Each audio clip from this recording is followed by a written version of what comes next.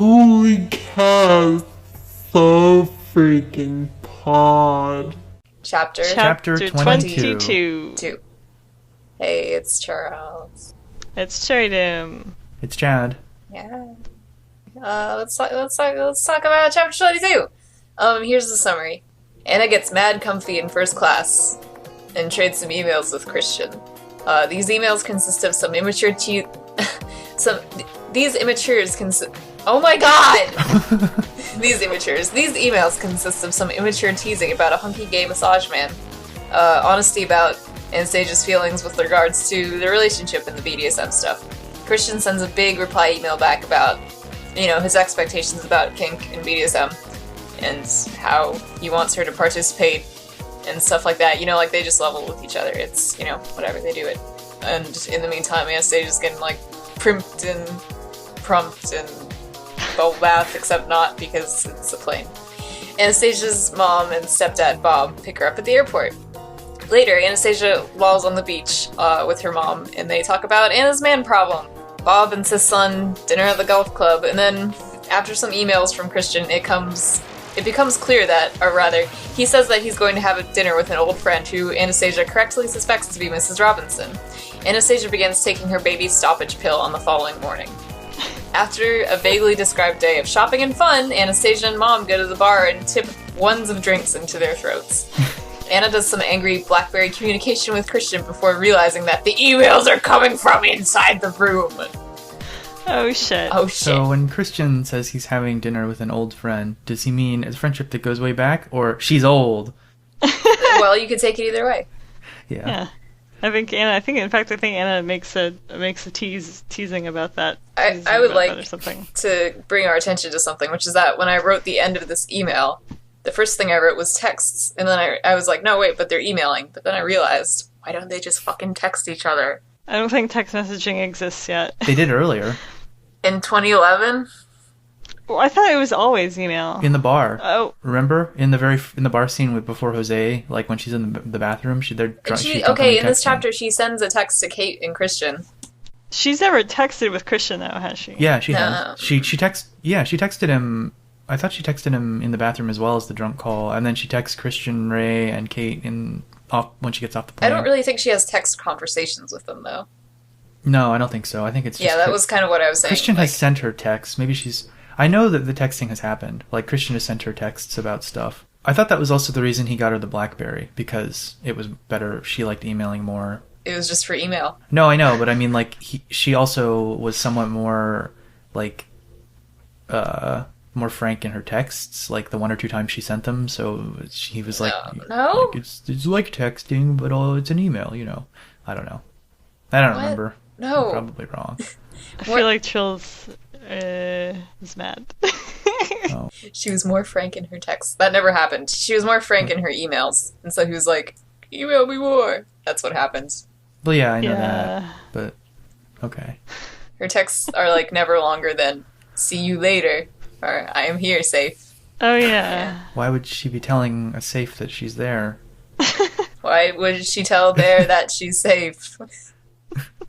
Okay, let's move on to pet theories. Pet theories. My pet theory is that Tess of the Dubervilles is the only book that Anna has ever read, because she reads it on the plane. Because she's never read any other books. This is the only book she has. I suppose that yes, it's fine to reread your favorite books. I've read my favorite book a few times, but this is the only book she ever talks about, except for Icarus, which is not a book, just a story. Yeah. Oh, when she pulls it out, she mentions that it's a beat up copy. It is not the fancy copy.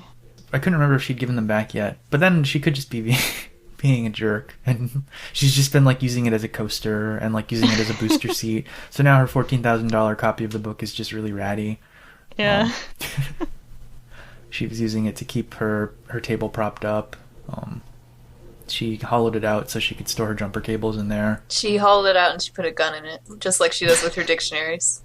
True. Okay. I have two pet theories. One is a redux of an earlier theory, which is that Christian is a plane. I would like to revise this theory and say that he's an air travel elemental and an air travel fetishist. Here is a quote.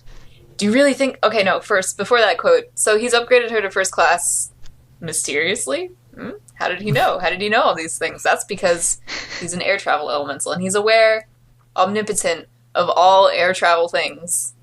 Which, if you think about it, says a lot about his character, because air travel is one of these things that goes wrong so often for so many people. Especially when it comes to, like, TSA stuff. You know, people are just humiliated and prevented from doing things. I think that fits in well with Christian's personality. As for the fetishist part, please have this quote. Do you really think I'd let you travel in the hold? I offered you my private jet, for heaven's sake. Yes, it was a joke, a poor one, obviously, about tying her up and putting her in the hold in a crate.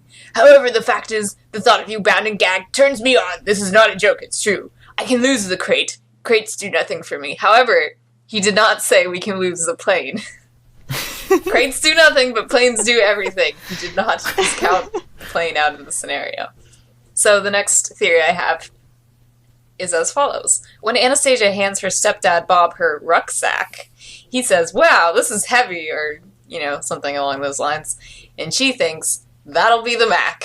So what I think is Anastasia stuffed her rucksack with macaroni and cheese, because that's what she needs most when she's traveling. She needs a lot of macaroni. I mean, her MacBook is also in there, but MacBooks aren't very heavy. It's like a laptop-ish. Yes, well, those could be pretty heavy, but I guess this is not a MacBook Air. But would it be so heavy that somebody would comment and say, whoa, this is heavy? They might, yeah. Really? Is it really? I mean, I have no experience with Macs, so I guess I don't know. The 15-inch MacBook Pro that I have had so much weight to my backpack. It's ridiculous. About how heavy is it, really? Like, can you guess? I forget. It's like 8 pounds or something, I think. Okay. Well, 8 pounds, okay. It depends on what else she has, because she says she's traveling light. So you think 8 pounds plus some... Maybe her stepdad just got confused and picked her up. And he's like, whoa, what's in here? A lot of macaroni.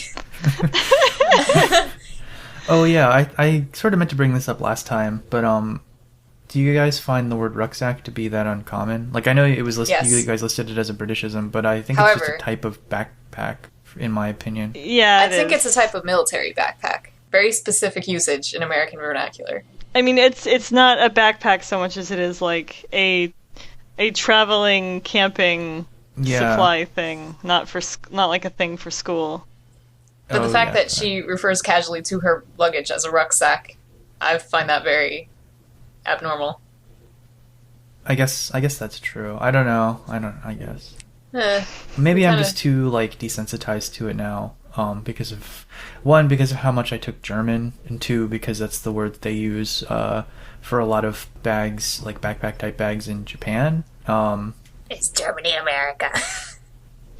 No, I'm gonna be in America. A crazy, what do they call that when you're isolationist? Yeah. No Japan, no Germany, no England. America. Read your theory. Elliot and Christian, and possibly Christian's whole family, are some sort of, like, word thieves? Not like the Uncharted, Nathan Drake sort of cool thief. More like, a soul-stealing necromancer sort of thing. They literally steal words and phrases from others to make their own. Maybe it's how they've built their fortune, on stolen words. Perhaps at times their propensity for stealing words leads to sort of internal disputes, which is why Christian and Elliot sort of have an antagonistic relationship, because Elliot stole Later's baby from Christian, literally stole it from him. Who knows who he stole it from? But wait, you mean the other way around, right? Christian stole it from Elliot. I think, well, see, part of it is that Christian really heavily implies in this chapter that he, at least in my opinion, it sounds like he was probably saying it first and Elliot took it from him. Because he says Elliot's not very original, he probably took it from someone, which could either be like he probably just took it from someone else, but it sounded like to me like Christian was saying it first and Elliot stole it from him. I have a question though. So after the word spell is done and the phrase is taken, does that mean that the original user of the phrase can no longer use it? Yes. But then how come he can say Later's baby all the time? I mean, I think it's sort of a back and forth, like they just keep taking it from each other, like okay, children. I see.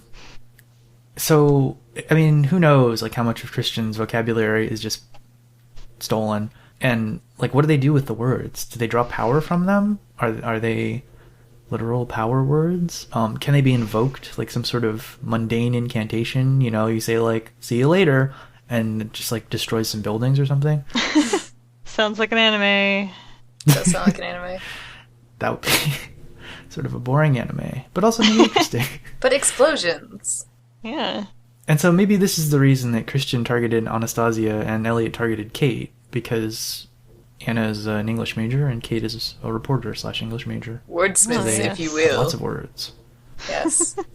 I have another question about this, which is that, or not a question, but a statement, that the implication that Christian is a word thief, it means that he can take away the safe word.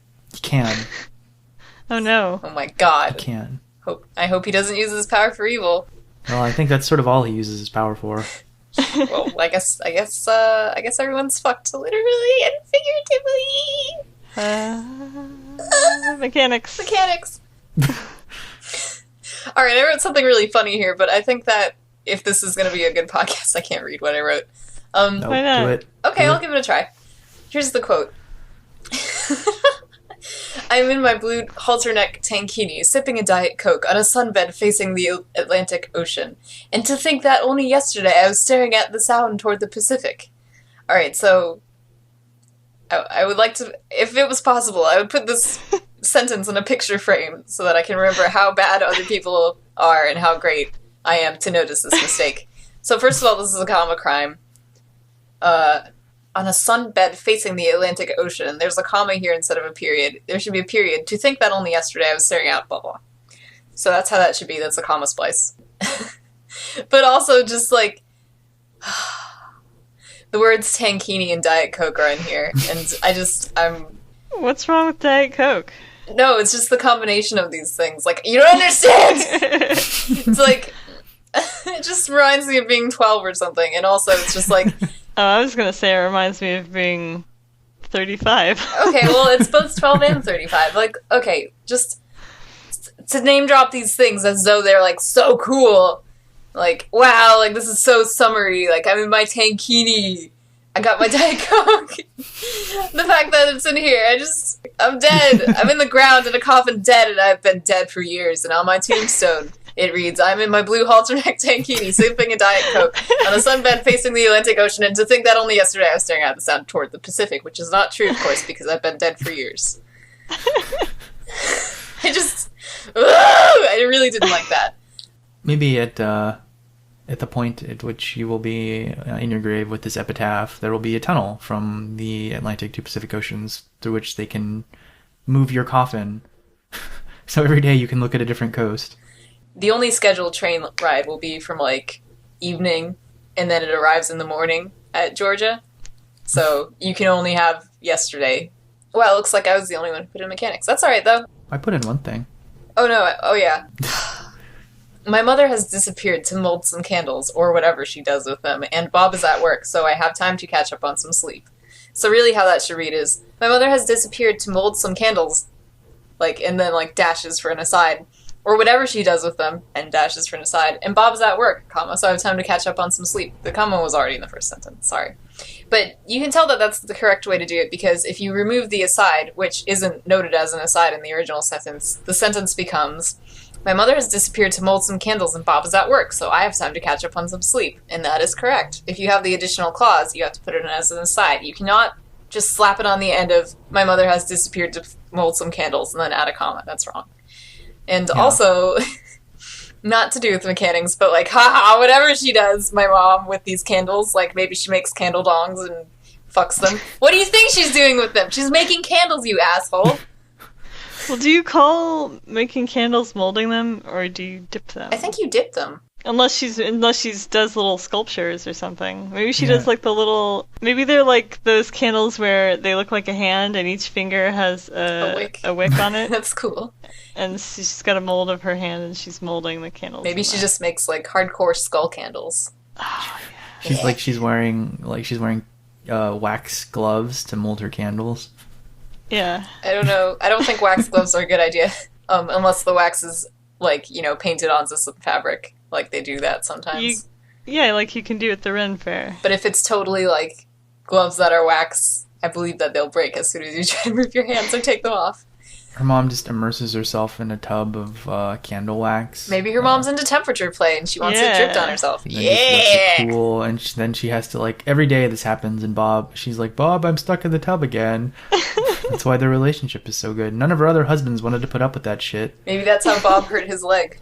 Somehow. Yeah, he was trying to kick her out of the tub, and he's like, oh, I can't kick ceramic.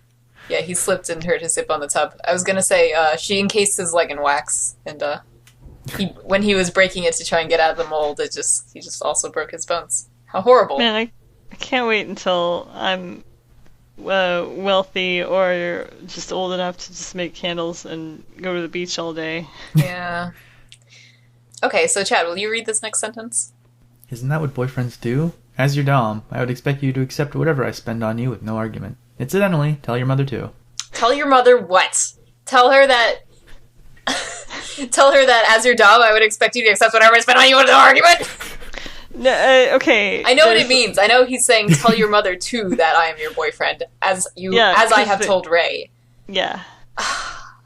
But yeah, that was dumb. I agree. That was dumb. And also, just like when you're reading it, it makes you stop because it sort of sounds like he's about to say, tell your mother to XYZ. Like, to do what? Tell her to do what? But it's actually the two with two O's. Yeah, there should actually be a comma before there.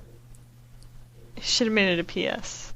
P.S. Tell your mom I'm your fucking boyfriend. I mean, it's just weird. Wouldn't you put that, like, before? I don't know. But anyways, I don't like it. Incidentally, tell your mother that her husband is also her dom and that she should accept. I think it's not likely. Bob is not very whatever. I don't know. I don't care. You know, you can't tell anything about people just based on how they present themselves. Here's the next thing. You worry about not being submissive. Well, maybe that's true. Okay, so that second sentence, well, maybe that's true, has no commas. Well, maybe that's true. Also, all right, well, I have a fix for this, but I just want to say, like, this reminds me so much of something that, like a elementary schooler would write. Like, in a note, like, you said I was mean, period. Well, maybe that's true. Like, like, just like the aside of, like, why don't you put it in the sentence as a thing? Like, you worry about not being submissive, and maybe that's true. Because then the meaning is more clear, and you didn't have to do that. Anyways, Shouldn't it be like, you worry that you are not submissive? And maybe that is true. Not really. I mean, you worry about not being submissive. You worry about not being good enough. Certainly that's okay as a sentence. You worry about not being submissive. Enough. Maybe it needs enough. I feel like the about not being submissive and maybe that's true, the thing that is referring to is not correctly... no, I'm wrong. I don't know if you're wrong. I don't think it's so wrong that we have to fix it, but I think that it is weird, yes. An easy way to check, especially for a sentence that seems sort of confusing, it's mostly because I think the negative is in there. So if you just say, like, you worry about being submissive, does that sound wrong to you? She's not worried about being purely submissive, she's worrying about being a submissive, so maybe that's a noun. You worry about not being a sub, is maybe a better way to say that.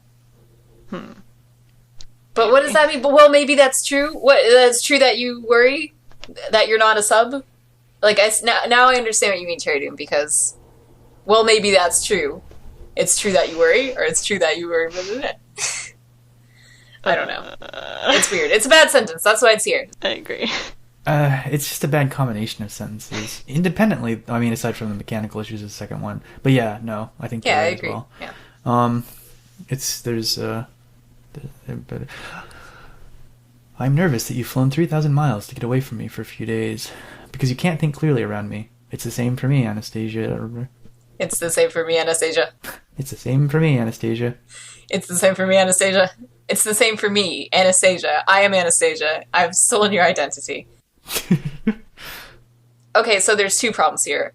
I'm nervous that you flew 3,000 miles to get away from me for a few days, comma, because you can't think clearly around me. That's a comma splice. That's not okay. You don't need that comma. Get away from me for a few days because you can't think clearly around me. Don't need the comma. Then you get the sentence not to be a piece of shit. And then the next one. See, okay, the comma, it ran away because it's sad, and it thought it would stay for a few days somewhere else. Rather than being right before Anastasia. Okay. Next one. Really, it's nothing! Eyeing me suspiciously, she sits down on a bed and tucks a stray lock of hair behind my ear. So you can't tell because I read that out loud, but really, it's nothing.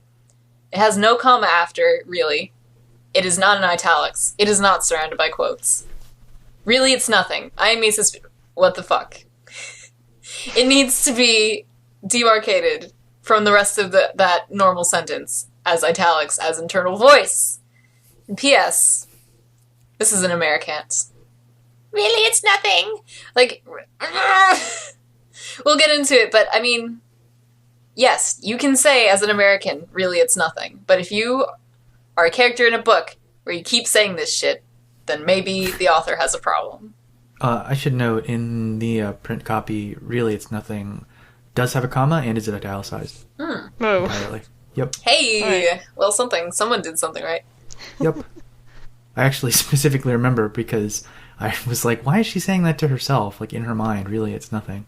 Well, she's saying it to her mom in her mind. Yeah, I know. But why did not just say it to her mom? Oh, that's a good point. Mom, why are you telling me this? What? No way! Yup. What page? That jumped out at me immediately. I don't remember. But Chad, I don't understand. Why are you telling me this? I don't see a problem.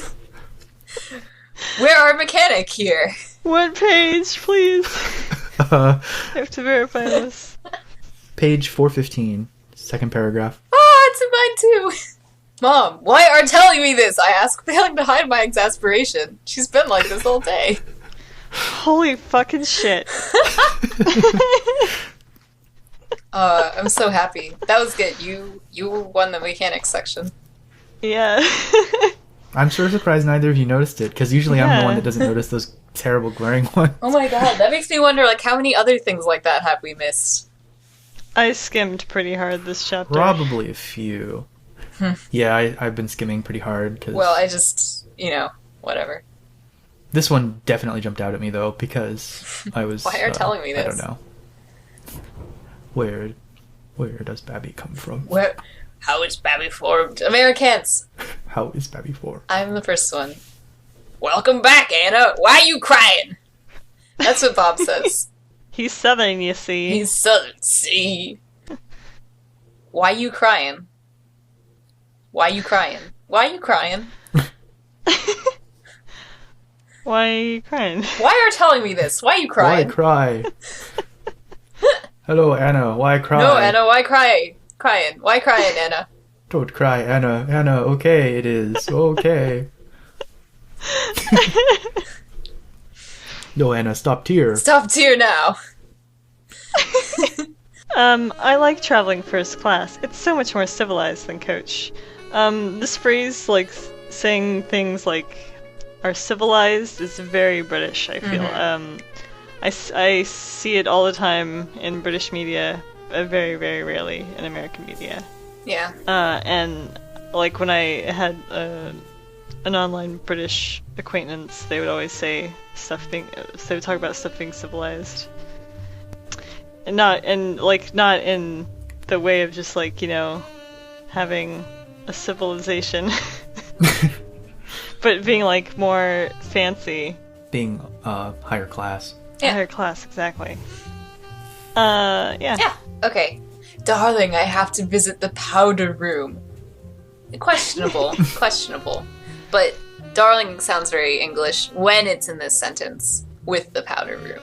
It could just be like an old person thing, but I don't know. It's questionable, but I leave it here. Anastasia's mom says it. Chat. Two different instances of shall.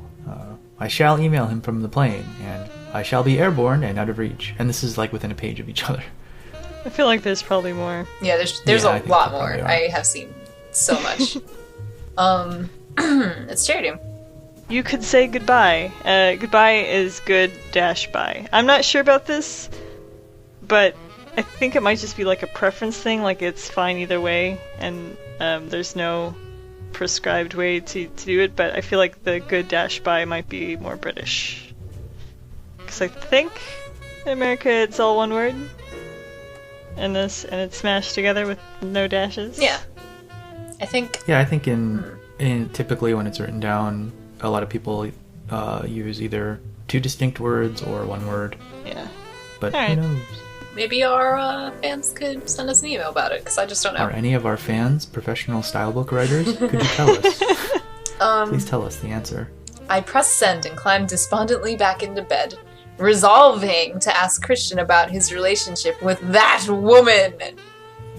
Again, it wasn't just the fact that she's resolved, but I think that woman is kind of like an English thing. But again, I don't know.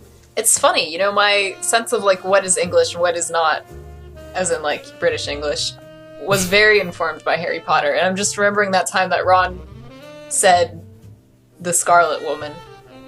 Oh yeah, that's what I was thinking about. What is that in reference to? I haven't read I this believe book he's in a talking long about time. Madame Rosmerta. Rita Skeeter makes Hermione out to be a Scarlet Woman. Oh, right. Ah! Right. Okay. I heard, so they have a sort of involved discussion about the use of Later's baby and whose it is and belongs to. We don't know until finally Christian Grey adds a copyright symbol to the end of it, which means he's mailed it to himself and owns the copyright. But I heard Later's recently in some sort of British media. It might have been Peep Show, which is really good, by the way. And I'm starting to think that this is a British thing more than an out-of-touch thing. Also, listener Bear Taco is from New Zealand and has mentioned a few times that he uses it all the time. But then he added that he's not sure if that's because he always said it or just because of us. It's interesting. So who knows? I actually sort of wondered too, because I was really only like when it's come up, it's always been attached to Later's baby. I think like in the US we also use Later's, but I don't know if it's an influence from overseas or if we influence them. I mean, it's sort of, I don't know. It seems like a Valley Girl thing. Laters! Yeah, it does. Yeah. But how does that even render in like an English accent? Like, I don't know. Laters. Latas. Yeah, like We should get Bear Taco to like, record you himself. could get. Why doesn't everybody with some kind of accent like that just record yourself saying laters and Yeah, why not? yeah, Why so do not? it. Yeah, why not? Why aren't you just recording everything you say and sending it to us? Stop listening to this podcast. Press that pause button and record yourself saying laters. Do it. And then start recording again. And then No, start listening again. start listening again, yes. Shit. Fuck. Just repeat everything that we're saying as we say it in your recording. Alright. Eh, Anyways. okay. When have I ever plucked up the nerve to chastise you, Mr. Grey? I think you are mixing me up with someone else, which is very worrying. I really do have to get ready. So these are from Christian and Anastasia's not so well written emails. I mean, it does sound like wholly British. It really does, like, plucked up the Yeah. nerve. Very worrying. Like the word worrying. That's like, to use it, I mean, yeah, we use it too, but to use it here, after plucking up the nerve, and then ending with, I really do have to get ready. I mean, this sounds like not straight out of, but I mean, it's the sort of like tone and general wording you'd get from like Jane Austen or something. Yeah, it's like, it's funny how I can point this stuff out, but then it's really easy for someone to say, well, the word worrying is not so. No kidding, it isn't. But it's just that, like, the overall, like, the fact that this isn't a book where this happens so much, like, you begin to hear the voice in your head and go, like, I mean, just imagine, like, Christian Grey is visiting, I know this is in an email, but, like, this is the sort of thing you'd see if, like, he were, like, visiting on her in her residence, and, he's like, you're such a tease, like, he's just, like, trying to badger her into a relationship, and she's like, oh, when have I ever done that? You're confused. Also, I'm busy, leave. yeah, it's very Brooklyn. Exactly that sort of scenario. Yeah. Leave your card and get out of my house. Happens in Pride and Prejudice. Yeah. Yeah. Anyways, Yeah. oh, you read this, Chad. This quote. One good thing about the Heat is that the creases have dropped out, so I think it will do for the golf club. So if you don't know what sentence comes before that, you're probably wondering what the creases have dropped out of. And even though I read the sentence before that, College. and even though I know a lot about fashion, I was really confused. I thought that Anastasia, because she's talking about how she had brought Kate's dress with her that she wore to graduation, I thought that Anastasia was somehow talking about her body because the dress is revealing. Whoa. Where are the creases, Anastasia? I mean, that's why nobody has to have plastic surgery in the South, because it's so humid. That's right. The heat just, it just dries you right up. Yep. But look how English it is. The creases have dropped out. I think it will do. And I don't think anybody here has ever said, the creases have dropped out. We usually say that they have come out, or flattened out. I would even say creases. I would say wrinkle. Yeah, the wrinkles have smoothed out, is maybe how I would say that. The wrinkles are gone. Why wrinkle? Please tell me. Why wrinkle? Why happen? Lastly, I will endeavor to keep an open mind, and I shall try and give you the space you need and stay away from you while you are in Georgia. Yeah, so there's shall again. But wow, that's fairy. That's like scooped it right up from Britlit, smacked it right in your book. That's what you did. I think maybe they're trying to be like super formal like this sometimes. Like just to be like, check out how fucking civilized we are. Talking to each other in such a civil manner. My civilized Anastasia on the civilized first class plane area in my civilized emails. If I was being serious, I never would talk like this. Wording! Ding ding ding! Wording! Yeah, that's you. It's me! Yes, I feel inordinately pleased with my concise, accurate summary. I feel inordinately pleased with my concise, accurate summary. Why are you mad? Do I have to explain myself? Like, look! She just said something like, he's rich and moody. And then rather than saying, like, oh, that was straight to the point, I feel inordinately pleased with my concise, accurate summary that I said to my mother while she was asking me about ChristAyn Grey, who is my dominant boyfriend. I mean, yeah, I think it's bad. And also, the reason this stuck out to me is that it's so, like, ridiculously self-congratulatory. First of all, it was a bad summary. Yeah. The congratulation is longer than the sentence! The congratulations! I told my mom it was a concise, accurate summary. Hell yeah. Hell yeah. I am inordinately pleased. She's like, I can describe people. I can please him with my mouth. That's you. Say the quote. I'm going to treat myself to a siesta. Bueno por tu, Ana. Que pasa? De nada. Poco siesta. Sí. Bueno. Oui, la bibliothèque. That's French. Next. Okay, so I guess Chad is reading this with me. Bob wants to take us out tonight for dinner. To his golf club. Oh no. Bob started playing golf. I scoff in disbelief. Tell me about it, groans my mother, rolling her eyes. Okay, here's another time where it's like, oh, the guy liked sports, let's do a segue. Yeah! I mean, the main issue here is that, like, you can't eat on a golf club. Yeah, it sounds like Bob wants to shrink them and give them a tiny dinner on the tip of a golf club. Oh, wow. That never occurred to me. There's a tiny mariachi band and a tiny barbecue. Takes them out to a very like wide open field. There's a golf club stuck up in the middle. We're here, Bob says. Now the shrinkage only lasts for 2 hours, so we've got to eat fast.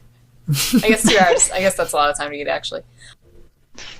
I mean, wouldn't you say country club and not golf club? Yeah, you'd just say club or like country club. Because otherwise, his golf club, it kind of sounds like he wants to put them like on the grounds and like have a picnic. I don't know. It just sounds weird. It's Cherrydoom. Wait. Sorry. Like, sounds like they're kind of rich if they belong to a country club. I think they are kind of rich. But then Anna's like, I don't have any money. Well, maybe like it's because it's her stepdad, and on principle, she's like, don't fucking. But then throw money he's mad at me. about her not having her own clothes. Urgh. Okay. But I don't know. It's weird. I agree that it's weird. All right. And yet, it happens. happens in real life. Christian says, yes, I'm rich. Get used to it. And I was wondering if we could come up with a "We're Here, We're Queer" style chant for the 1%. Mine is, I'm wealthy, I'm stealthy, get used to it. Because he's also a stalker. Yeah, he's a stalker. I'm rich. That's the most important part about me. I'm thinking, I really want to do... Okay. Instead of making up a slogan, I will add to this some additional details. Here's the quote. I could buy you your heart's desire, Anastasia, and I want to. Call it redistribution of wealth, if you will. It just was like very like binderful subs, trickle-down economics. I'm trying to... I almost have one. Graynd Rand. 50 Shades of Graynd Rand. The fountainhead of his dick. Atlas. Rubbed. Atlas rubs. I don't think Ayn Rand would agree with him not using his money to buy things for Anna. She should earn them herself. Yeah, she should, but he should be able to do whatever he wants with his money. That's true. See, this is sort of where objectivism can have some issues, because it's like, he's obviously doing it to influence her, which is in his interest. However, in a sense of like objectivist, like self, fulfillment thing, the classic like libertarian bootstraps thing, Anastasia should obviously be like earning the money herself to do that. But she is by fucking him. Yeah, exactly. But she's also trying to do it like by her own, career path. So really, it should be like Aynastasia here, and then you have like this interloper who's trying to make her not objectivist. But so another thing about objectivism that sometimes is overlooked when people are criticizing it. Like, I'm not an objectivist, but part of how it can also work that Ayn Rand wrote into it is that so obviously everyone in the ideal objectivist like society is acting to fulfill like their own needs, like they're acting in their own self-interest, and that's the way it's supposed to be. So there's sort of this thing where like if you're using someone's services, so say for example, so like why is Anastasia accepting these things? Like, you're not really supposed to accept charity, you're not supposed to give charity. It's that there's like the social contract allows it, like you're mutually using each other. Like, why is it okay to use people? Because you're both agreeing to it, like exchange of goods and services. You're acknowledging that that's the nature of your relationship, which does sort of fit in with Christian's like iddie-ology and like his I guess dom stuff. But yeah, I mean he's obviously not an objectivist either. But I think you could say it either way. I guess you can. Yeah, I was just thinking. I didn't say it loudly because I wasn't sure. Wait, what did you say, Chuuurls? I was saying iddie-ology? Ideology? I was just confused. I'm sorry. Oh. Anyway, I'm sorry for that rant about objectivism. Well, it's you next. I apologize to yourself. Oh, I opened my laptop and opened up my email. Well, yes. That's what you were going to do, since you just said you were going to email Christian, or you're just thinking about it. It's unnecessarily redundant, and like aside from that, we know that that's the only thing that she uses the laptop for. She says that even in the book later when she's like thinking about her laptop, or she tells her mom like, I only use it for internet and email. I mean, she really doesn't need to say that she's using it for email. Okay. I aim for pink. I don't remember what this is in reference to anymore. But I know what it is. It's when he's... I know what it is. I don't want to beat you black and blue. I aim for pink. Oh, that's right. Yeah. But it just sounds like he's aiming for vagina. Yeah, I aim for the pink. To me, it sort of sounds like, well, you can't eat a bruised steak. It needs to be pink, tenderized. Cannibalism again. Can't I do something for my own daughter? Come on, Bob's starving. Too right, moans Bob, rubbing his stomach so British. and assuming a fake pained expression. That just... Yeah, I hated that so much. I hate it glad so someone brought it up. much. Like, okay, there's so, like, okay, a fake pained expression. He wouldn't do that, first of all. And also, like, too right. Too right. Like, what is... No one says that. Maybe he's actually starving, and Anna's maybe. just assuming it's a fake pained expression. It's a real pained expression. When he say, like, so hungry. Like, she doesn't ever talk to anybody. She must not! Alright, Chad. We have more blue eyes in this chapter. His twinkling blue eyes referring to Bob. And later, her crystal clear blue eyes referring to her mother. A lot of people, like Anastasia knows, have blue eyes. Or at least any of the ones that she bothers to like mention or point out. Except for Jose. Yeah, but has she ever described Jose's eyes? I think Maybe they're so. blue. We don't know. That's sort of my point. Like, anytime she describes somebody's eyes, she's describing blue eyes, pretty much. Except Fucking Christian, who has gray eyes. White supremacist bitch. They're just the most striking, don't you know? Apparently. Okay. Hey. There's an email on page 404. I'm going to read the entirety. Okay. From Christian Grey. Subject, you're behind. Date, May 31, blah blah blah, to Anastasia Steele. Dear Miss Steele, I am distracted by the title of this email. Needless to say, it is safe for now. Enjoy your dinner, and I miss you too, especially your behind and your smart mouth. My afternoon will be dull, brightened only by the thoughts of you and your eye-rolling. I think it was you who so judiciously pointed out to me that I too suffer from that nasty habit. Hang on, I think I might... Hmm? Never mind. I had this whole thing about how like the way he wrote this email didn't seem correct, but I just realized that she mentioned her behind is in the previous email, so... Okay, well, you should still bring up the emails anyways, because the content of these emails are fucking horrible. Like, okay, I get that they break the internal narrative of Anastasia, so they're supposed to be like a bit more like, you know, other people are writing them. But Anastasia's her narrative is not that good in the first place. And so the emails are like totally atrocious in the way that they're written. Like, here's some sample sentences, which actually you guys can read it if you want. So I kind of hijacked this point. I'll just make you different colors. Okay, go ahead. Cherrydoom's first. I thought I had a more concupiscent effect on you. That has been my experience, and the most pleasurable it has been, too. Of course I eat. It's only the uncertainty I feel around you that puts me off my food. And I would never be unwittingly obtuse, Mr. Gray. That's not true. She's always unwittingly obtuse. But this could also double as an American, like, puts me off my food. I don't think people say that often here. It's just, like, look at those! No! No! And so I do have something more to say about the you're behind email.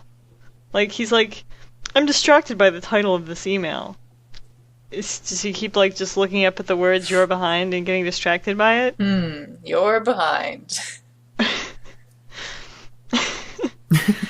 Or, like, is he, you know, obviously he's associating it with her actual ass, but the way he says it sounds like he's just distracted by the words themselves. And then she writes an email titled "Eye Rolling," and then Christian writes another email also titled "You're Behind," and he says, "I still prefer my title to yours." Sounds like he's trying to get in some kind of title fight, but Anna is having none of it, and she will not. She just fucking ignores it. I actually really liked the email titles in this, and I was going to write them all down so we could read them, but I was lazy and didn't do that. That's fine. I pretty much never read them. He titled three emails in a row with "You're Behind." He really got stuck on that. You're behind. Anna titles the following email with NC-17. I would rather you unzipped it. That's it. That's the end of the email. That's so risque. NC-17. No children. 17 years older only. No children. Children can't know about zippers unzipping. They only zip up the zippers. They don't go down. Yeah, she's done way more explicit things. She should be a little more creative. They try to start like a little sexting thing here, but it's just the fucking worst. An earlier draft is like, I'd rather you unzipped it with your dick, and then it's just like a picture of like a totally like bloody cut dick. A totally bloody cut dick. The title of this podcast. I think we should read their text exchanges. Yeah, we can do that. I'll right. be Anastasia. From Christian Grey, subject, you're behind. Dear Miss Steele, you do it all the time in print. Can I zip up your dress? From Anastasia Steele, subject, NC-17. I would rather you unzipped it. From Christian Grey, subject, careful what you wish for. So would I! From Anastasia Steele, subject, panting. Slowly. From Christian Grey, subject, groaning. Wish I were there. Anastasia Steele, subject, moaning. So do I! And that's it. No, there's one more. From Oh yeah. Anastasia Steele, subject, moaning. Gotta go. Later, baby. That's it. That's it. Huh. Okay, should we move to Chad's? Yes. Holy crap. He's written an essay like we're back at school. That's weird. I don't know why she says it like that. She just graduated. Yeah, first of she all. just graduated. I was gonna say. If by we're back at school, she means like we're back in elementary school. Yeah, that's what this sounds like. It sounds like elementary or middle school. Like, he's written an essay. Like, this isn't school, man. Like, you don't need to write, like, you don't read a novel. People write chunks of text all the time. They sure do. For many reasons. Like, it was unusual in that it wasn't just a bunch of broken up, like, internal narration. But otherwise, it was pretty normal. I quote, I know, sweetheart, but something's up and I don't think you're telling me everything. She gazes at me, her face etched with motherly concern. Why did I start doing that voice for Anastasia's mom? I don't think anybody will agree with this, but I really hate the terms, or rather the phrase, her face etched with motherly concern. Like, my face is just so etched with motherly concern right now. I'm so concerned and motherly. Like, can you find a better way? Rather than saying, like, that she's like a mother. Like, can you please recognize that she's a human being, like, independent of her child having status, please? Her face, a ribbon, like, fuck. Fuck! Your turn.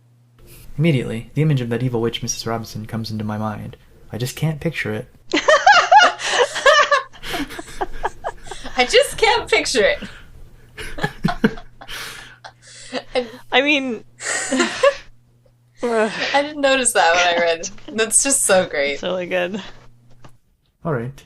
Now we got wacky, like, fruit roll-up colors. Yeah, fruit roll colors. Alright, so there's yellow, green, and blue. Who wants to be yellow, who wants to be green, who wants to be blue? I'll be green. Okay, I'll be blue. I'll be yellow. Alright.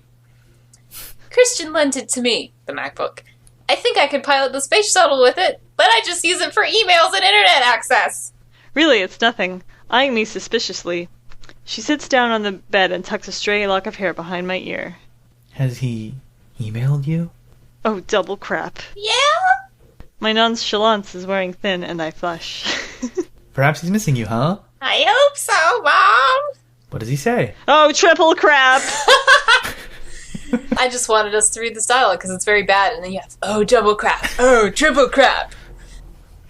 And I know that this is, like, a correct sentence and all, but, like, my nonchalance is wearing thin. Like, just imagine saying that, like, if somebody's trying to engage you seriously, and you're like, hey, cool it, my nonchalance is wearing thin, buddy. It's Chad's turn. Concupiscent. Nobody uses this word. At least I don't think anybody, like, their age would, in their 20s. And Well, nobody actually. alive. Well, actually, really? according to this book. This is gonna be really embarrassing, but it's actually used in Homestuck a lot. Ooh, is that true? Oh, well, that doesn't count. But does it mean hungry, basically? No, it means sexy. Oh. Lustful, Or sexual not, in nature. You know, like, not hungering for food, I just mean, like, hungering. Yearning. For food? I don't think so. No, I think it just means like sexual in nature. Oh, okay, I gotcha. I didn't know that. I'm just saying that kids in their 20s might soon be using it because they've learned it from Homestuck. Great. What you're saying... Never mind. It's too mean. No, just own me. Just fucking own me! No, I mean, all I was going to say was that they will soon be in their 20s. They're just not in Yes, their 20s. exactly. Oh, okay. But that for the time period this book was written in. I see. Yeah. Yes. The early 20s. Yeah, I don't know. It's also sort of Homestuck is sort of a fringe case because Hussey uses a lot of Yeah, I know. I definitely agree, but it is like I'd never heard the word before that, and then it shows up in this fucking book. Great. Yeah. Sometimes, like, there are parts in this chapter that really give me pause because of how, compared to the rest of the book, how purple the prose is getting. Like, it's like approaching purple prose levels. When Anna's just like lounging on the beach or like waking up from a nap or whatever. More like false purple prose, though. I mean, yeah, it's not actually that florid. It's just for this book. It's like, whoa, where'd this come from?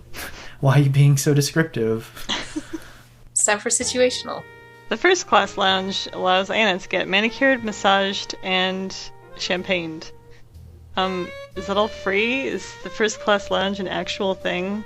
I always thought that you had to be like a member of a rich guy frequent flyer club to like get into like the little club room or whatever. I don't think it's free, but I think that it's paid for by the extra cost of the ticket. I don't know about this. No, I don't think so.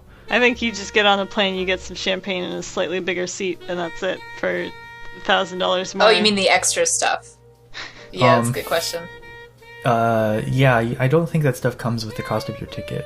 Like, no, it definitely. Okay, sorry, I was just thinking like probably. I just saw like champagne, and I was like, yeah, champagne. But manicure and massage, that has to be extra cost.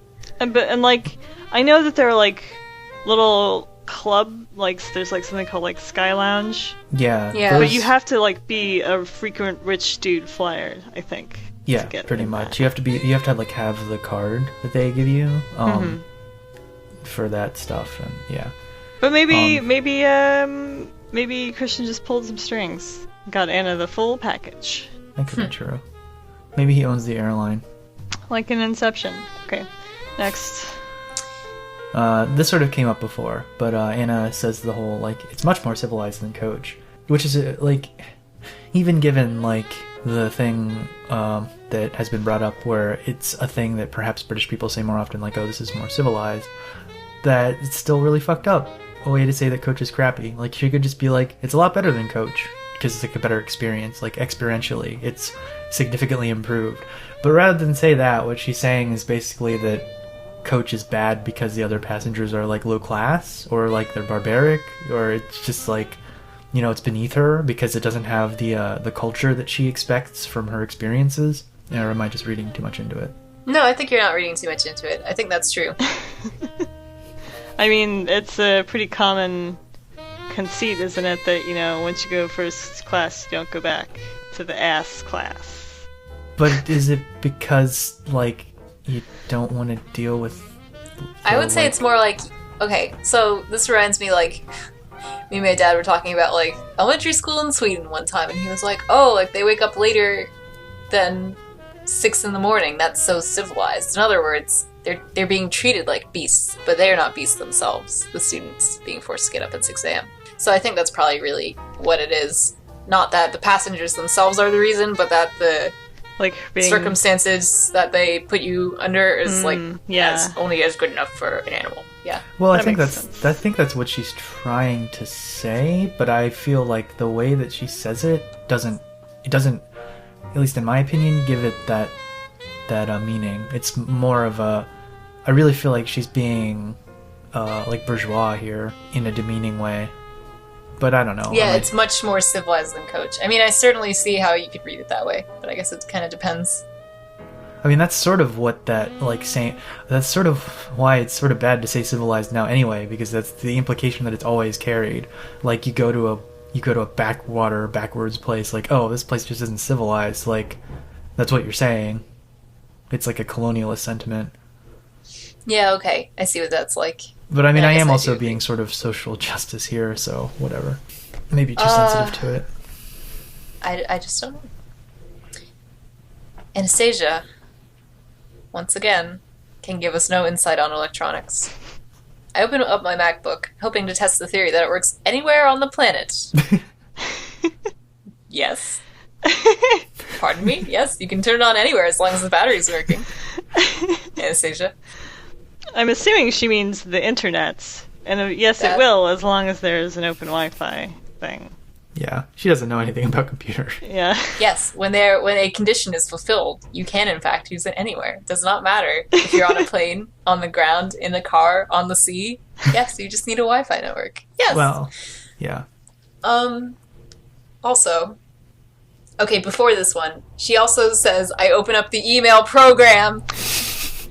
Well, it is a program. I know, Yeah. but like the email program. The email program. It's the internet, you asshole. Well, she's a client like Thunderbird or Outlook Express. Who the fuck uses an email client anymore? I'm sorry. But that's like a really old person thing to do. There are legitimate reasons for doing it, but almost nobody does it because it's Almost nobody does it anymore. like it takes takes Yeah. up actual space on your hard drive. Yeah. Okay, the last thing. Well, it's nearly 3 a.m. in Seattle, and he probably wants to discourage me from screwing up the avionics system, or whatever prevents planes from flying if mobile phones are switched on. So, what is actually the case? Because I thought it had to do with air radio systems. It does. It's like they need, like during takeoff and landing, electronics are like supposedly were on similar, like emitted similar frequencies or something. I mean, Yeah. they just lifted this. You don't have to abide by this anymore. So I don't know if like they changed something or if they just like realized that, oh yeah, there's no problem here. They probably changed something. I remember, like, back before cell phones were a big thing, it used to be that they would pick up baby monitors and stuff. I think it's just that it's really sensitive. Yeah, So you're wrong, Anastasia. Fuck you. it's really complicated, and for a long time it sort of hasn't been true. I mean, there are ways that you can mess with the like things that they're worried about, but a lot of it is like in sort of if a person wants to do it anyway, they can.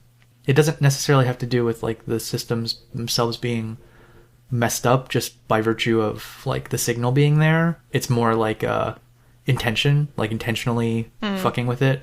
But I mean, there are systems that can be messed up, and actually for a long time they've known that like that really doesn't mess, like the thing that they were worried about for a long time isn't really true anymore. Yes. Which is why they changed that rule. And I mean, like, a lot of planes have onboard Wi-Fi now, so. Yeah. Your turn. Oh. Two Palms Murphy. Also, it's sort of a weird thing to get, I don't know, to exclaim even in your own mind. Should we provide some context? Yeah, some context, please. After he gets mad, both of his palms are twitching rather than my palm is twitching. So, 'Cause he in wants other a words, he's spanking. gonna get twice the amount of spanking! But it sounds like 2 palms is like, no! It's you! 2 palms! I thought I killed you back in Nom! No! You only removed my legs! Yeah. But now I get ahead. I get on with my palms. I walk on the floor. It sort of sounds like either a supervillain or like an Al Capone thug. Yeah. Previously, I was called 2 palms because I had 2 dicks. But you got rid of those too!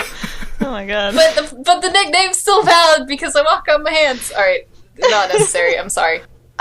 Here's a quote from the email that Anastasia sends Christian later for after she tries to make him jealous. I mean it!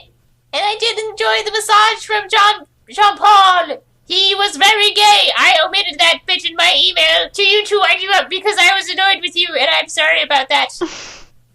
My note says something different than maybe what I want to say, but I'll read it anyways. I'm making a techno song that goes like this. Boom bish, boom boom bish. Stop using gay people as the punchline for your situational humor. Boom tish, boom boom bish. That happens a lot in this book, and I'm like real tired of it. Many issues we've been concerned with are addressed in this chapter. Let's see, for instance, subs being the one with the power. Christian says, what I think you fail to realize is that in dom-sub relationships, it is the sub who has the power, because, of course, she can say no to anything she wants to, and Christian has to not do it. Anna finally remembers that Christian has been telling her that he likes her many, many times when her mom was like, men are just literally just take their word for anything, and that's probably what's going on. She's like, does that mean that all the times he said he liked me, he really liked me? And Bob wonders why Anna is wearing Kate's clothes. So, now that these things are being pointed out, and we've been noticing them for a while now, does that make the book any less bad? No. No. Like, or was it like, something that we as the readers were supposed to have been noticing, and then finally it's all coming to a head here towards the end of the book, in the climax or whatever, and Anna's finally learning? I don't think so. I think probably she got comments and she was like, oh, I guess they're right. Alright. I gaze at my mom. She is on her 4th marriage. Maybe she does know something about men after all? Okay, sure. I don't want to, make a disparaging remark about the number of times you've been married and how well you may be at having relationships. But, yeah. Yeah, I would say that this is faulty logic. Yeah, she knows a lot, but it's not helping her much. And I want to talk more about her man relationships. So here we go. Here's what she says. Ooh, comma crime, or not comma crime, but comma ran away. Most men are moody, darling. Most men are moody, darling. Most men are moody, darling, some more than others. Take your father, for instance. Her eyes soften and sadden. That my real dad, this mythical man I never knew, snatched so cruelly from us in a combat training accident when he was a Marine. Part of me thinks my mom has been looking for someone like my dad all this time. Maybe she's finally found what she's looking for in Bob. Pity she couldn't find it with Ray. Like, BAM! I don't know, that sounds like such an insult. Like, pity she couldn't find it. What a pity. I used to think your father was moody, but now when I look back, I think he was just too caught up in his job and trying to make a life for us, she sighs. He was so young, we both were. Maybe that was the real issue. I guess it's just interesting, to me, you have, like, that little parallel between, like, oh, my dad was moody, and, like, oh, the guy I'm dating is moody. Like, I'm sure that the author intended that, and it's not very creative. But anyways, just to give some backstory for our listeners about Anastasia's real dad and stuff like that, and also pity she couldn't find it with Ray. I thought that was pretty funny. Agreed. It's your turn, Jack. Elliot's not very original. He must have stolen that line from someone. This is in an email after Anna says, "Laters, baby." Christian goes, That's my line. Yeah, and then she's like, "No, we're Elliot." And he's like, "No." Which, as I said earlier, seems to imply heavily to me that Elliot took it from Christian. Which means possibly Christian came up with it. Which means Christian is the worst. Yeah. Christian says that he likes that Anna challenges him outside the Red Room. But what about when he wants her to sign the contract so that she will, quote, stop defying him? Like when she wouldn't eat or something. Maybe he just changed his mind about that he likes it now? Or maybe it's just an inconsistency. Who knows? Anna does the old Google my boyfriend. She Google images searches Christian Grey and only finds 18 pages? Maybe that's okay, like, he's not a huge celebrity, he's just, like, a business guy, so I guess there wouldn't be a million pictures, but... But you also, one wonders if there are other Christian Greys in the world. It's not that crazy rare true. Of a name. So she Googles him on image search, and is, like, she's looking for Mrs. Robinson. She wants to see what she looks like so she can hate her with a more clear image. But she can't find it. And, like, she's just, like, sort of gazing dreamily at these pictures, and I was wondering if, like, she was gonna masturbate to this. Mm. Like, I feel like a guy would if he were to do the same thing.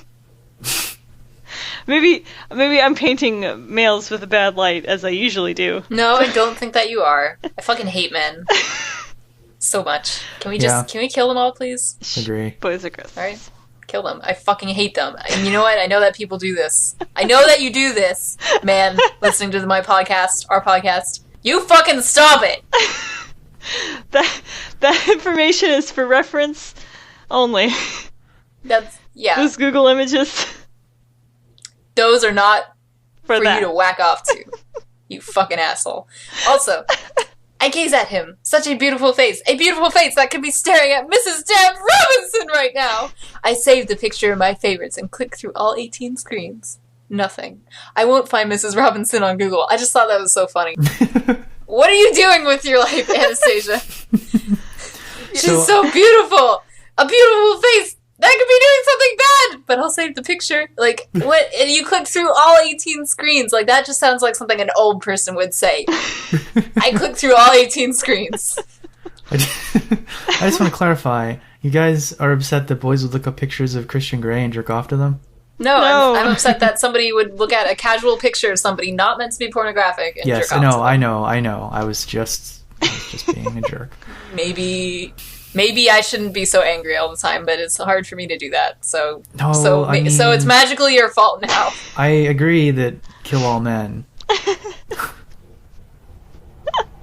All right. Also, I really that sort of really worries me because how is it? Do you guys really think it's that common? I didn't realize that. I think it's very common. That's because that is really fucked up.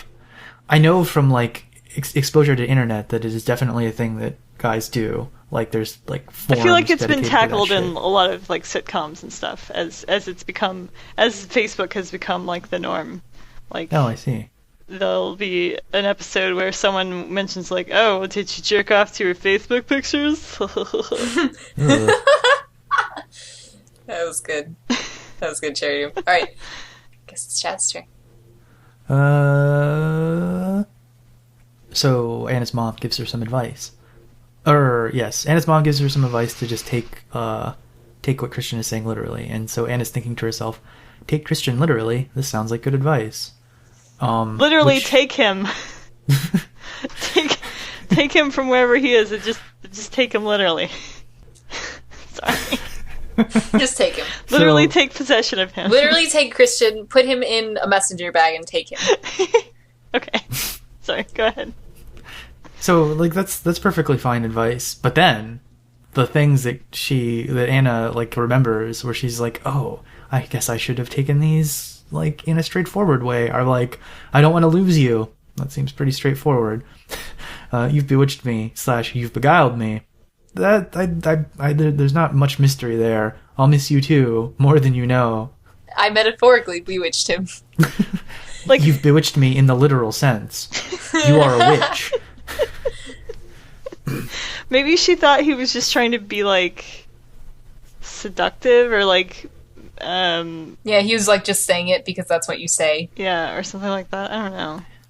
For bewitched and beguiled, I guess, but I don't want to lose you. That seems I don't really. I mean, I guess in an abusive relationship, that is the sort of thing someone would say to be emotionally manipulative. But at the points in time where Christian was saying it, it didn't really seem like he was being that manipulative. But because he's usually being sort of candid when he's really emotional or I don't know.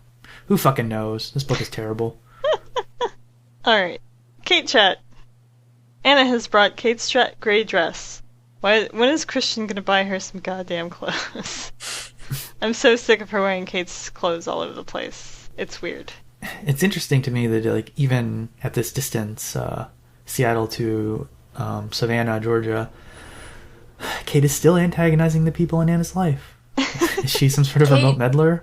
Kate might even be in Barbados by now, and I think that Kate is which is actually closer to Georgia than Seattle. Whoa. Yeah, it's actually closer. It's actually closer. So, Christian, she did this to be closer to Anastasia. Although she could not have known that Anastasia would go to Georgia. Well, yeah. You're right. Unless she did specifically say Savannah, but I was going to say maybe she's in Georgia, in Europe. That's right. I've got to go to Bulgaria, because that's near Georgia. Wait! No! Oh, no! I made a miscalculation in my stalking. Goddess chat. No goddess mentions in this chapter. No goddess mentions. There's mention of the subconscious, but I think she just rears her head for a little bit. There are 2 mentions of the subconscious. Perhaps she is on top of the goddess. Oh, yes. Perhaps the goddess is now the one who is under the rug. Perhaps. So, should we lower it? We should lower the level. But we should remain cautious, because that means we don't know where she is. We don't know which direction she's going to come from. Yeah, that's right. So it's still going to be a level. It's still going to be gray. The level is, why are asking me gray? Why are asking me where goddess is? Does not matter. Why are telling? Why are telling? Why are telling me this gray? Why are telling me this gray? Yes, that will be the level. Good luck to you, this vacuum. Sure, it does a good job. Okay, so right before we get on with the sort of end portion of the podcast, I wanted to talk about drinks. Oh boy. Because some drinks were drunk in this chapter. So here we go. When Anastasia is flying in first class, she mentions that she's drinking some Moët, which I think we all know is champagne. She does not give us any other details other than that is the brand. That's where it's from. What a plebe. She also mentions that her mom and she are drinking thousands of Cosmopolitans at the bar at the end of this chapter. So, the Cosmo is a cocktail made with vodka, triple sec, cranberry juice, and freshly squeezed or sweetened lime juice. There are a number of claims as to how and why and by whom the Cosmopolitan was created. My favorite theory that I read on Wikipedia is that it was created through the efforts of the gay community in Provincetown, Massachusetts. Wikipedia doesn't really explain this, but I like to imagine that a powerful gay wizard read the bit about the gay masseuse in this book and wanted to cheer himself up, so he went back in time and created a drink that exudes tastiness and happiness. Mwah! The Cosmo probably came from a modification of the Kamikaze, or Daisy, drink, which predate the Cosmo by a decade or more. Kamikaze is vodka, triple sec lime. The Daisy is a little bit more complicated. It's brandy, rum, curacao, simple syrup, lemon juice, and soda water. Cosmopolitans were popular in the 1970s, but experienced another surge of popularity in the 1990s, and I think you know why. Wikipedia says the Cosmo was further popularized among young women by its frequent mention on the television program Sex and the City, where Sarah Jessica Parker's character, Carrie Bradshaw, commonly ordered the drink when out with her girlfriends. So now you see why it's important to talk about this drink. It is a sex-haver woman drink. You know, this is a trend that is definitely obviously from that show. Yep. You know, 50 Shades of Grey is not the first, and it's not going to be the last to do that callback. So that's why we're talking about it. And my mom loved Sex and the City. And she made me and my aunt go to both movies, even though it's pretty clear we both were not into it. I actually was never, ever exposed to that at all. I've heard different things about it. I've heard it's good, I've heard it's bad. I might watch myself one day. Anyway, what were you saying, Chad?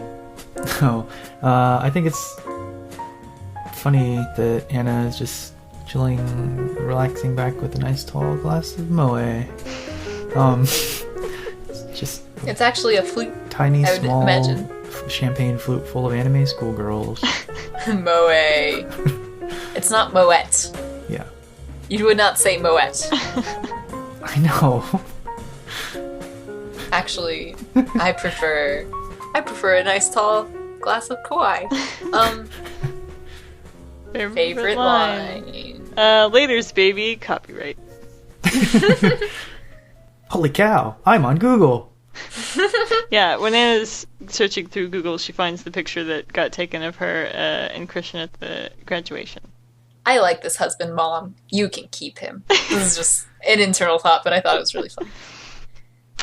What was good? I liked the emails, not their content necessarily, but their inclusion. It made it a bit easier to read. Also, Christian's big long email had some pretty good points. Mm-hmm. I agree with this. The format being broken up is actually great. I like that Anna got called out on a number of stupid shits by her parents, and the concept of going on the trip, even though it came about in a stupid way, was a good thing for her, obviously, because having space away, you know, the whole fact that the inner goddess isn't like, yeah, it's probably like some kind of indication of her mental health being a little bit better. Oh, yeah. Trips are great. Go on trips. Actually, it is. Did this come up before with Anastasia? I can't remember about like the relationship between Christian and the older woman being unhealthy. I remember when it first came up, she was like, "That's weird." Yeah, it hasn't really quite bit like she's like, "Oh, that's not good," but she definitely said it more explicitly in this chapter.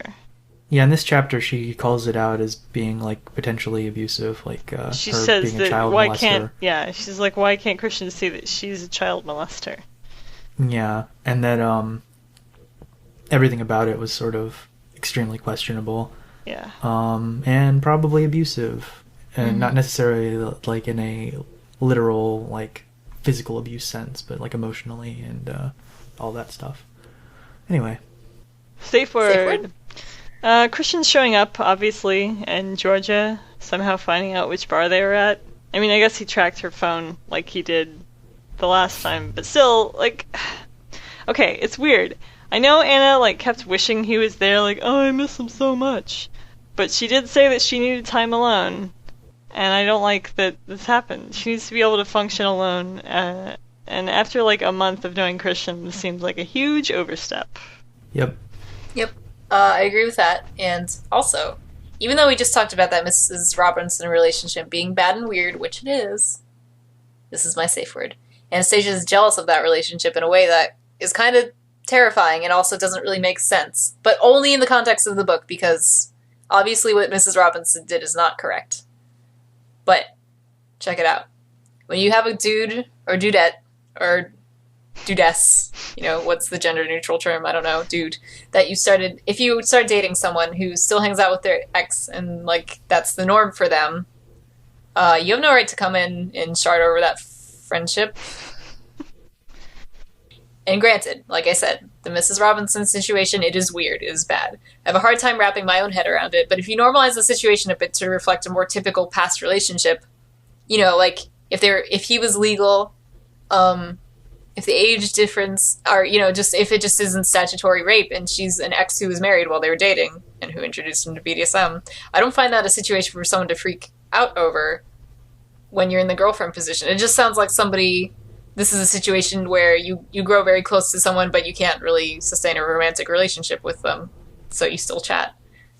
So you can't come in as the girlfriend and be like, no, change everything for me! No, but this is too complicated for that. Like, I mean, you have to explicitly say, like, I know what E.L. James is trying to do. Yeah. And she is not, she has this thing like, oh, the child rapist as a thing to be like, this is a clear reason for you to be able to hate this woman. If you make if you make it more normalized, then Anastasia is freaking out for stupid reasons. Yeah. And the reasons that she's mad, by the way, in this chapter are linked in way more with her jealousy than they are with the actual concrete things of what happened. Yes, it's just because he's meeting with her. I mean, you're right. E.L. James is using it sort of. It's really confusing how this is all handled about, like, Anna's jealousy, because a lot of it is just her saying, like, I don't want to picture them together. But then occasionally it also comes up, like, because of their past relationship. And right, like, that would not be a thing of jealousy. Like, you don't look at that and say, like, oh, I'm jealous of your molester. You say, like, I'm scared, or I think this is inappropriate. It's not really, like, a jealousy thing. This isn't concern. This is just straight up jealousy, which is not... Yeah. And it's, like, you're right, it's, like, extreme jealousy. That's my safe word. Your turn. I don't like the conflation of innocence, which is sort of an arbitrary and meaningless. He says that he's surprised she's curious about it because she's so innocent. Oh, so by extension, then what he's saying is that somebody who is innocent wouldn't necessarily have would be afraid and not curious. Yeah, they'd be afraid to gain the experience, or that they wouldn't be curious about something because of their innocence. I think then what he's really trying to say is closed-minded. Yes, that's what I'm saying. Like, he's conflating them, and I don't like that. All right, spoiler dungeon. Does Anna get mad at all about Christian showing up? Yes, okay. Just a little bit. Right. Like, okay, I make my voice a little bit more brittle than I... Blah, blah, blah. And, like, it's kind of like a weird interaction, as it should be. All right. Okay. When will Anna get new clothes? Okay, so her mother buys her some, probably even in this chapter, and also Christian buys her a bunch in one of the following chapters. Oh, good. Like, she just, like, opens a wardrobe and, like, there's a million clothes in her size, and she's like, oh my god!